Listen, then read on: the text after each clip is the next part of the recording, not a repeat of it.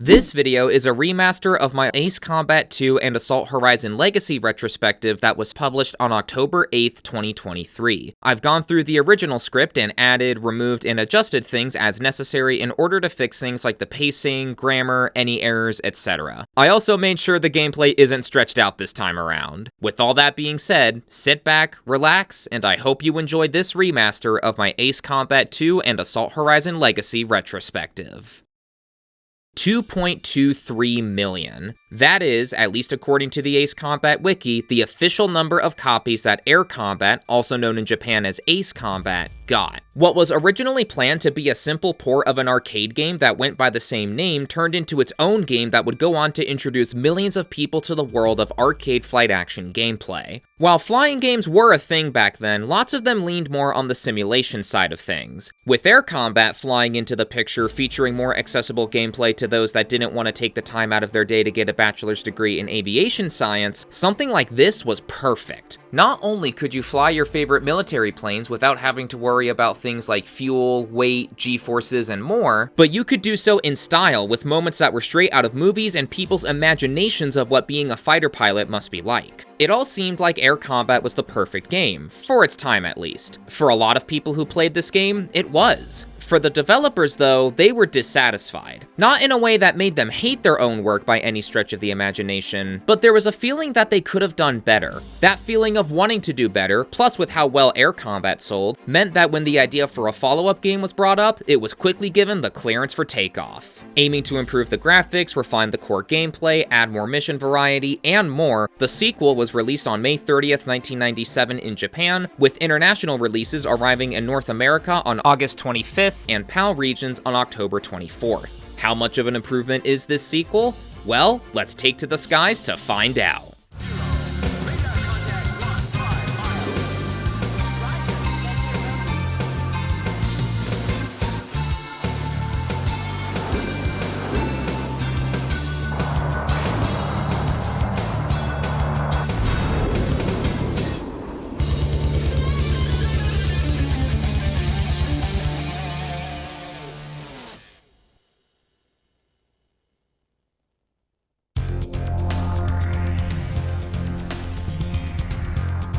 Real quick, before we dive into the development of this game, all of the info presented here comes from issue 190 of the Computer and Video Games magazine, accessed via the Internet Archive. A link will be in the description to this magazine if you want to check it out for yourself. Page 36 is where Ace Combat 2 is if you're looking for that game specifically. Also, all quotes in the development section will be attributed to Namco instead of individual people, since that's how it's done in the Computer and Video Games magazine. As I said in the intro, there was a level of dissatisfaction among the team after Air Combat was released. While Air Combat was a complete game with a solid for its time core gameplay loop that made the flying genre more accessible to people, there were a number of roadblocks that popped up during development due to the team not fully knowing the ins and outs of the PlayStation 1's hardware. The devs made sure to really study those ins and outs of the console so that they could get the most out of it with Ace Combat 2. When we first created Ace Combat, we still hadn't mastered all of the PlayStation's programming techniques, so there was a feeling amongst the staff that, from a technical point of view, there were still things we wanted to do. To do this required us to get 100% performance capacity from the PlayStation. This is how we came to produce Ace Combat 2. As a result, a big part of Ace Combat 2's development was purely dedicated to making the game look a lot better. Compared to Air Combat, the graphical improvements are huge. We went from the environments and planes looking like this, to them looking like this. Another aspect of Ace Combat 2 that the developers really focused on was the mission variety. The developers wanted more than just attacking a ground target or fighting in the air as they described it. But I think the developers were being a bit harsh on themselves when saying this, as Air Combat had a good amount of mission variety too, performing a canyon run to disable an enemy radar network, sinking an enemy fleet, fighting against a massive aerial fortress, and more. What I think makes the mission variety stand out more in Ace Combat 2 is, well, the variety of the objectives, but also the improved visuals, gameplay, and music. Whether it be fighting enemies in the midst of jamming, defending ally bombers while they make their bombing run, destroying enemy silos that require you to perform low angles of attack, the mission variety is absolutely present and very much welcome in Ace Combat 2. Next Next, let's focus on the aircraft themselves for a little bit. Beginning with the designs of the aircraft, part of why Ace Combat 2 is such a leap forward graphically speaking is because the developers did everything in their power to get as many reference images and as much information about these multi-million-dollar aviation war machines as possible. Of course, the developers did their best with the references and other materials they had when developing Air Combat, but when the team set out to make Ace Combat 2 a much better sequel, they didn't mess around. From reading books upon books, to watching Air Combat movie after Air Combat movie, to even going to the American Armed Forces Air Show to take pictures of these aircraft in person to use as references back in the development studio, this all goes to show how passionate the developers were when making this game. We read books about the performance and abilities of planes. For modeling, we gathered every possible piece of information possible. At the American Armed Forces Air Show, we took a lot of photographs which we used later, and we read a lot of aviation fan magazines and modeling magazines. We cut out and collected any number of plane pictures from these magazines to create the plane models. We also watched a lot of videos as well, especially Air Combat movies. Not only are there more playable aircraft in this game, 24 in Ace Combat 2 compared to 16 in Air Combat, the way the aircraft themselves handle has changed as well. Here in Ace Combat 2, while at one point a more realistic handling model was considered, the developers threw that out the window in favor of a more forgiving general law of physics system. This law of physics system was inspired by the real-life handling of the aircraft, but liberties were taken so that it leaned fully on the arcade side this time around. At one time, we tentatively considered using real models of fighter planes, but with only that kind of data, the game would have become too difficult. In the end, we decided that the game should use a simple law of physics model. The statistics aren't fabricated, it's just that if you use the real facts to create the game, the average person probably wouldn't be able to play the game because it'd be too complex. For example, you'd keep stalling the plane. Because of this, we decided to make these areas simpler. Speaking of how the aircraft fly, we need to take a quick look at the PlayStation 1 controller, because when Ace Combat 2 launched, it had received a very important update to its design. With the dual analog controller for the PlayStation 1 having been released in 1997, this meant that it was available for games like Ace Combat 2. In fact, the developers had access to those dual analog controllers during development, meaning they could program the game with them in mind right from the start. We certainly wanted to use the analog controller device from the very beginning. During development, we already had Sony's dual analog joystick, so as far as possible, we considered the use of these devices from the start of development. The last thing I want to mention in the development section of this video is the sound design. The sound in any video game is crucial, and for an arcade flight action game, it's no different. You have to make sure the engines sound right, the lock-on tone sounds right, the sound of the explosions and cannon rounds hitting their target is right, and of course the soundtrack has to be perfect too. Starting with the soundtrack, the sound team working on this game took inspiration from movies like Top Gun and used that to create the rock-focused soundtrack that's in the game today. I'll talk more about the music itself when talking about the gameplay, but to give my immediate thoughts on this game's soundtrack now, it's so good! Sound design-wise, most of them were taken from special effects CDs, but original sounds were included as well. According to the developers, no sample sounds were ever used, just their creativity and good judgment.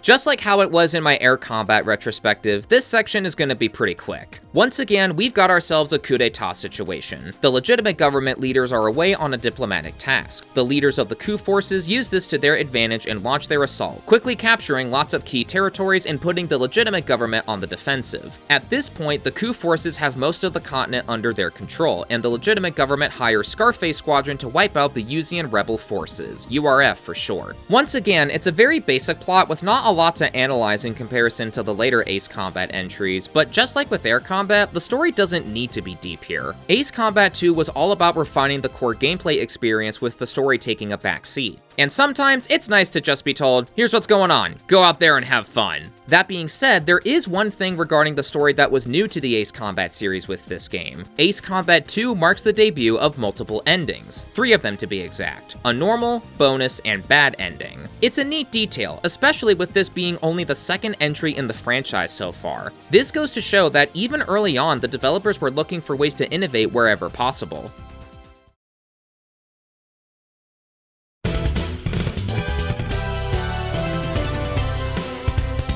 Here's where we can really get into the meat and potatoes of the game. Ace Combat 2 features a wide range of gameplay improvements that really make it feel like the developers went all in on this one. I don't mean to give the wrong impression and say that they didn't try with air combat. They absolutely did. This time though, since they had a previous game to look to for reference on where to make improvements, along with becoming more familiar with the PlayStation 1's hardware, more time could be spent on refining the core gameplay. Starting with the controls, I have to mention the analog sticks again real quick. Because we're no longer stuck with just 4 general directions via the D-pad, the aircraft feel much better to fly. You can fly and fight much more smoothly here, which adds on to the fun gameplay that Ace Combat 2 has. Speaking of the gameplay, it's further enhanced by the fact that the vital information that was only present in the first-person view in Air Combat is now present for the third-person view in Ace Combat 2. As someone whose personal preference for these games is the third-person view, this is an absolute godsend. It wasn't a life or death matter when I was playing Air Combat, but I have to say, it's so nice to be able to fly like this while still retaining all of the vital information needed to complete the mission well. Smaller things like a numerical value for your missile count in the third-person view and a numerical value for your aircraft's damage instead of just pictures and a color indicator are also very welcome additions. Going back to the graphics for a split second, due to how much better they are here in combination with things like being able to read your altitude in the rear view camera, this makes attacking ground targets much better. That weird messed up depth perception thing where you can't truly tell how low you are to the ground is gone here.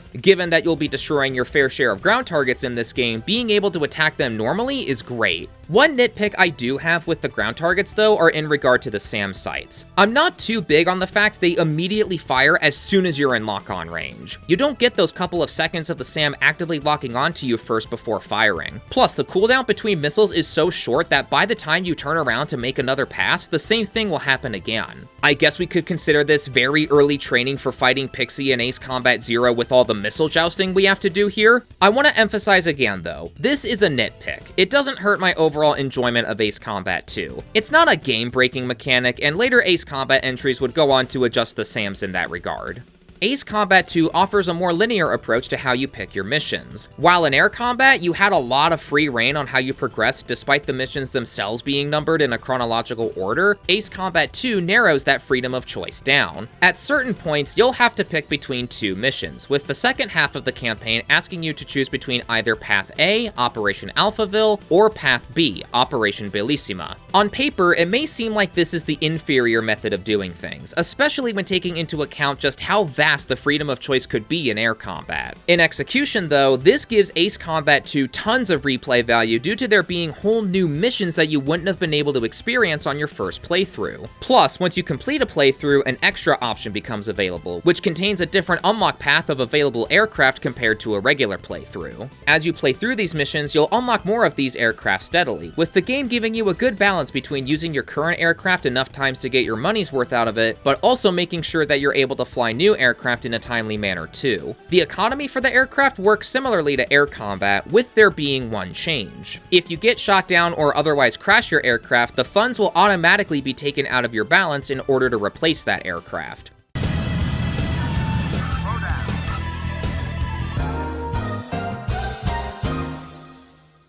If you happen to not have enough money when you get shot down or crash, I assume the game just tells you, hey, you're broke as shit. You don't have enough to cover the cost of a new aircraft. I don't know though, I'm not a games journalist, so I wouldn't know what it's like to suck at a game so horribly. Starting with Mission 4, you can also hire a wingman for the majority of the missions thereafter to help you out. Rather than the numerous wingmen that range in skill from Air Combat, you instead only have 2 pilots you can hire, Slash and Edge. If you pick either of them to join you on a mission, you're able to give them an order before takeoff, with the game changing the aircraft that they fly accordingly. The cost of hiring them will gradually get more expensive the further in the campaign you progress, but not so expensive that their fees break the bank. It's more of a small fee that you won't even really notice in the long run. Unfortunately, I have to say, I didn't feel a discernible difference between whether I flew with a wingman or not in a mission. Outside of either Slash or Edge destroying the occasional target here and there, I didn't really notice them a whole lot. It also doesn't help that they have limited dialogue, often repeating the same things over and over again between missions. The wingmen are a nice addition, but don't look at their implementation in this game with any super high expectations.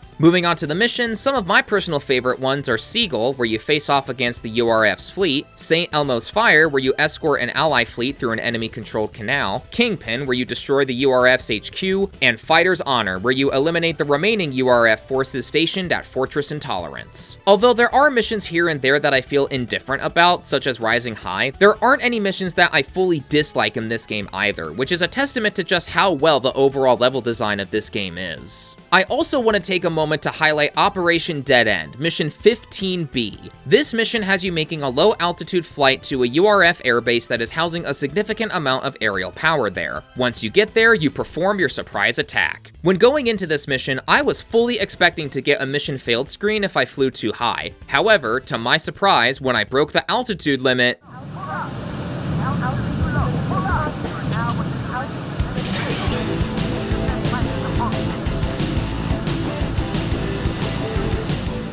wait, the mission is still going on? There's no mission failed screen?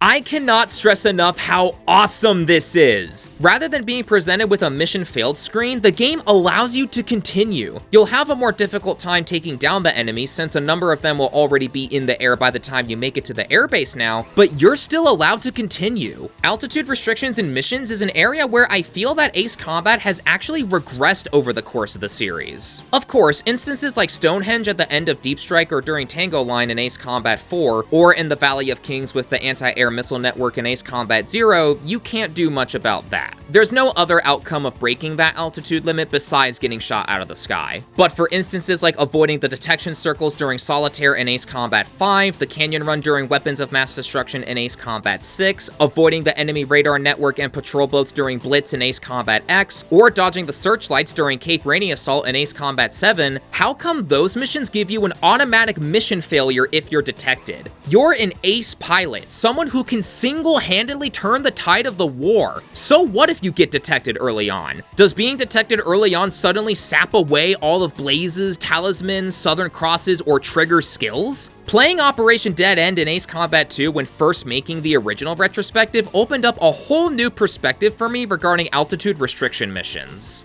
Like seriously, why can't we continue if we get caught? Why doesn't everyone trust in the mute psychopath that doesn't have blood in his body to get the job done even if things don't go according to plan? Why?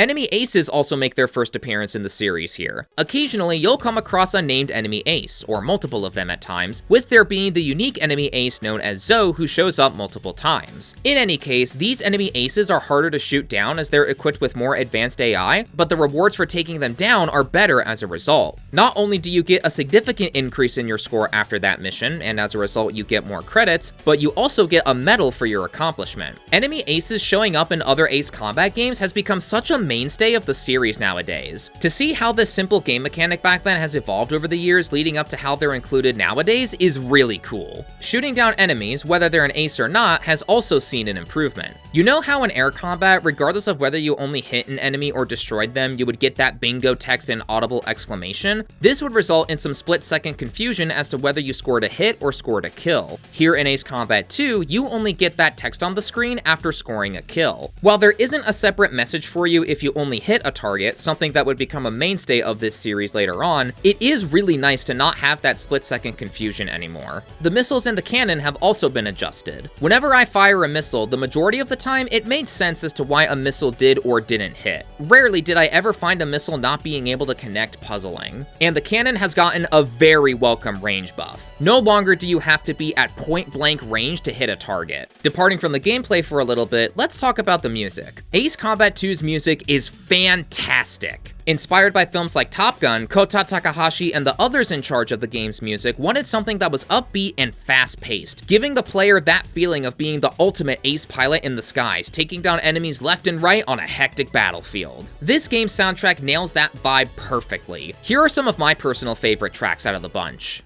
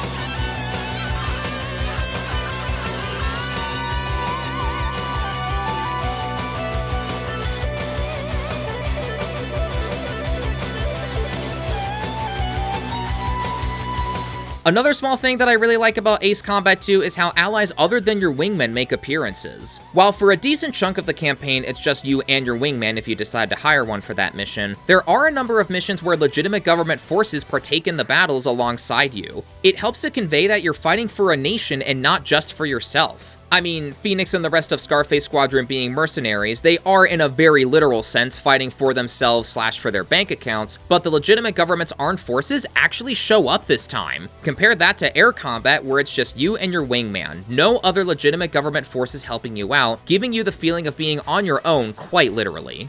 Improving on what the first game brought to the table in every single way possible, Ace Combat 2 is an amazing sequel. The thrill of flying around in a multi-million-dollar aviation war machine in these intense, adrenaline-pumping battles has been made even better with all of these improvements, resulting in a simple but super fun arcade flight action game.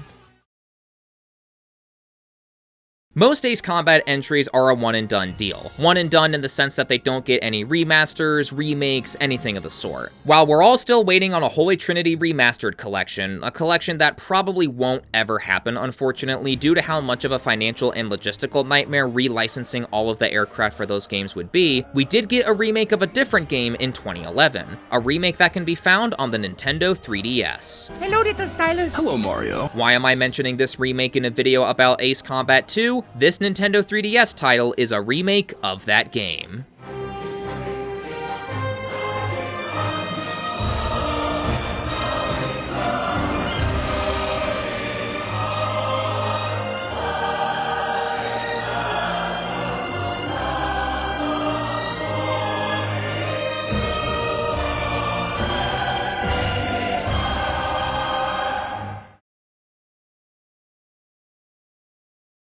Ace Combat Assault Horizon Legacy, also known as Ace Combat 3D Cross Rumble in Japan, was released on all of these dates in all of these locations, with an updated Plus version being released on all of these dates in all of these locations in 2015. Assault Horizon Legacy also takes place during the Yuuzhan coup d'etat conflict, where Phoenix and the others in Scarface Squadron are hired to fight alongside the legitimate government that has been given a name this time around, the Allied Forces, to wipe out the rebels. With a lot of gameplay aspects from previous game staples by the time Assault Horizon Legacy released, they're also found here as part of the remaking of Ace Combat 2 that I'll go more in depth about in a minute. Development-wise, not a whole lot was documented about the process like with Ace Combat 2. All that I could find when researching about this game's development were the usual leaks and speculation that occurs with almost every big game nowadays. It's interesting to note though that speculation that this game would be either a remake of or some sort of sequel to Ace Combat 2 was being passed around when these screenshots were first seen. When the official trailer was released for Assault Horizon Legacy, that's when the speculation of it being a remake was confirmed. Story-wise, while it's the same general premise of you as Scarface 1 being the tip of the spear for the Allied forces and their counterattack against the coup d'etat forces, some extra lore has been given this time around. The various nations in Yuuzhan, seeing how quickly both Osea and Yuktobania were growing, decided that it was time to forge an alliance with each other in order to make it easier to stand up to both countries should things escalate. However, the southern nations of Yuuzhan decided to reach out to Osea to see if an alliance could be formed with that superpower. The northern nations of Yuuzhan protested strongly, as the whole point of this alliance was to be stronger against that nation. Osea extended a pact that would recognize an alliance between them and the southern nations of Yuuzhan. Fearing that Osean forces would begin moving in once the alliance was set in stone, extremist forces all across the continent launched a nationwide coup d'etat on the day that the pact was supposed to be signed. The gameplay of Assault Horizon Legacy has been updated significantly in comparison to Ace Combat 2. Let's start with the biggest addition to this game, the action maneuvers.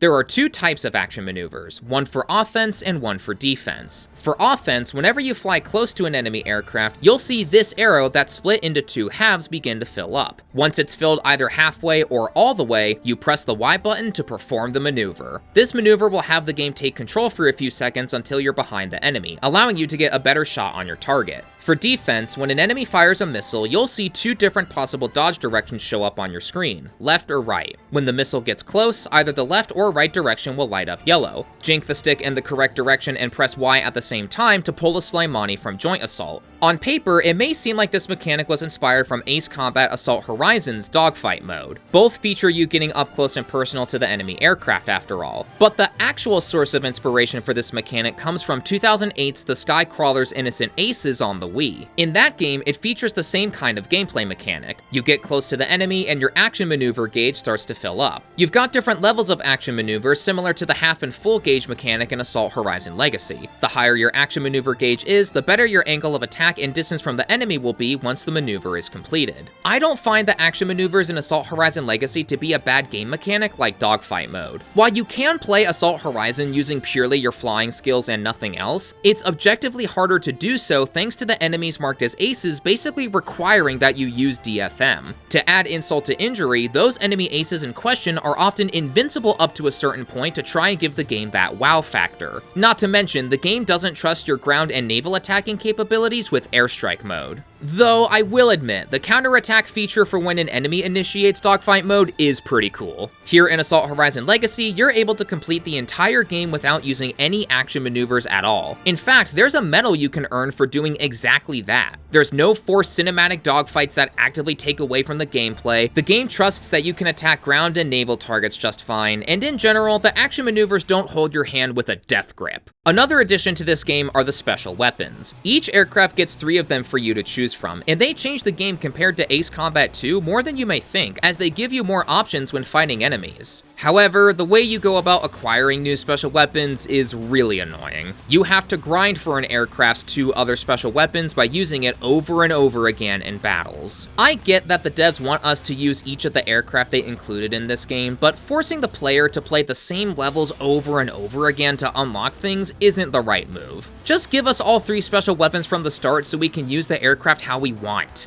This game also takes a page from Ace Combat 0 and includes various enemy Ace squadrons that you'll be fighting throughout the campaign. Each squadron has its own unique personality and fighting style like in Ace Combat 0, which makes each encounter super fun.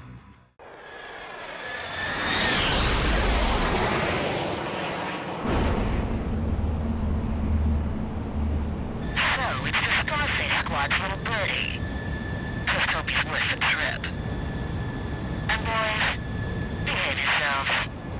Whatever, lady. That's what I like to hear. I always like taking the dominant role. Remaining on the note of aircraft, parts are included here as well. As you play through the game and destroy enemy aces and other special targets, you'll unlock engine, wing, armor, and cockpit parts. These parts can change an aircraft's stats drastically, either further strengthening an already strong aspect of them, compensating for a weaker area, or somewhere in the middle. An XFA-27 that has fully maxed out mobility is insane. You also have a dedicated AWACS plane looking out for you, AWACS Keynote Operator Olsen, who not only watches over you on each mission, but also adds some extra dialogue to the game. And one more thing, Olsen. How's your wife doing? Sophie's doing fine. She said she'd like to see you too sometime. Great. I have a message for her. Tell her I'll come give her husband a pounding if he starts acting up. How romantic. You got it, Captain.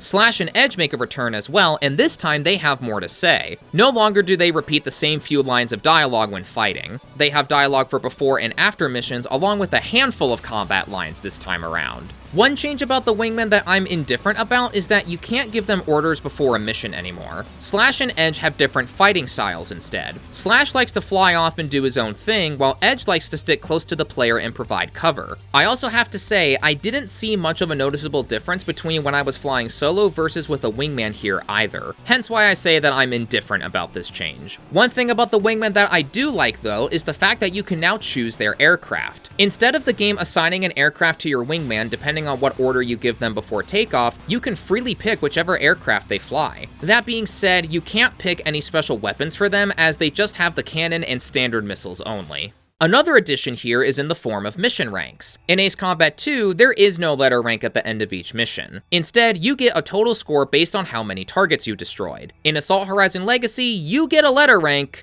in the most annoying way possible, at least for most of the missions anyway. For a majority of the missions in Assault Horizon Legacy, the game cares more about you completing a mission fast instead of efficiently and thoroughly. This is one of my biggest pet peeves with this game. I'm the kind of pilot who likes to be very thorough out on the battlefield, taking the time to clean up all of those dots on the radar. I'm a simple guy. I see an enemy target, I shoot at the enemy target goes boom, score goes up, repeat this cycle until I get an S rank, neuron activation. So to have Assault Horizon Legacy give me a B or a C rank because I wanted to put my piloting skills to the test by eliminating all of the enemies instead of speedrunning the game is really fucking annoying. To give you an idea of how far this game leans into how quickly instead of efficiently you should complete a mission, over half of the missions in the game, 15 out of 23 of them to be exact, have time-based S-rank requirements. The other 8 are score-based. Now, it wouldn't be so bad if these times weren't so absurd. Mission 4, Tin Castle. You have to complete it in under 1 minute and 30 seconds. That's 89 seconds to complete the mission with an S-rank. Mission 14, Green Bird. You have 1 minute and 59 seconds to complete the mission, and that mission has a phase 2 where you fight the YF-23 Zoe as a boss fight. If Assault Horizon Legacy used a system like Ace Combat 7's, for example, where there's a time/score hybrid for getting an S rank where the time is more generous, provided that you show off your skills as a pilot by being able to put yourself in the face of danger for longer to destroy more targets, then a time requirement would be fine. But no, you have to speedrun over half of this game to get the S ranks. To go along with the regular campaign missions, there are also some survival and extra missions. Survival missions offer tough time limits, destroying certain enemies gives time bonuses, limited ammo at the start while being able to get more through destroying enemies, etc.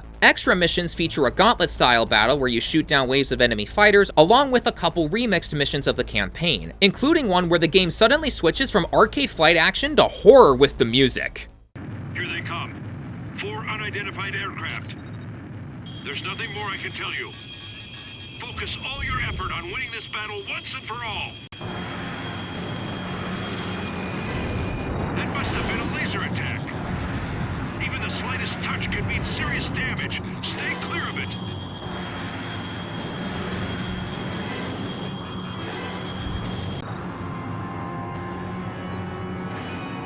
You've taken damage.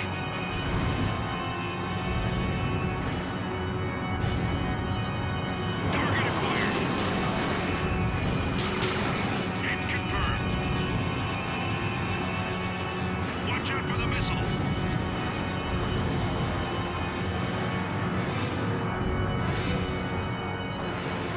If you get the Plus version of this game, you also get some special aircraft based on various Nintendo IPs. Some of them you can earn in-game, and others you have to unlock with an amiibo. A Mario F-22, Luigi F-35, Bowser A-10, Peach Typhoon, Donkey Kong FA-18E, Pac-Man Pac-FA, Link F-14D, Zelda F-15SE, Fox McCloud 80F-01, Samus YF-23, Captain Falcon F-16C, and a Pikmin F-4E. Moving on to the soundtrack, Assault Horizon Legacy's music deviates from the rock focus that Ace Combat 2 had. While there are rock tracks in the game, that genre of music isn't what dominates the track list this time around. Here are some of my favorites.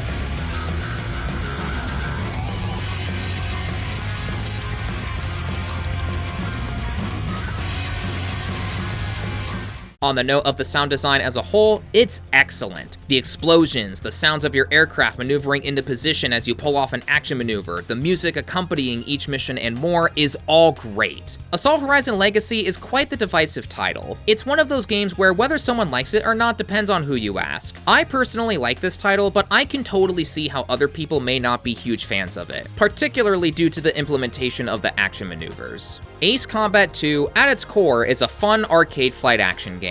Looking beyond that core, Ace Combat 2 is a huge leap forward for the franchise, and when putting this game into the context of the series as a whole, we have all the pieces to the puzzle figured out regarding the continuous growth of Ace Combat. Air Combat was the prototype game, the first try at this whole thing. Ace Combat 2 was the game that was dedicated to refining the core gameplay. Ace Combat 3 was the title where once the gameplay was more or less figured out, the next step of evolution was a more complex and deep story. Then, from Ace Combat 4 onward, the formula for what an Ace Combat game is had been figured out, with changes and additions to make each entry unique being the new main priority. Not only is Ace Combat 2 a fun game, it's also an important one. A major innovator, Ace Combat 2 is one of the most fun, and one of the most important, fundamental titles in the Ace Combat franchise. And while I wouldn't say that Assault Horizon Legacy is anything to write home about, it's still a pretty solid remake, showing off just how much the series had grown between Ace Combat 2 and this game.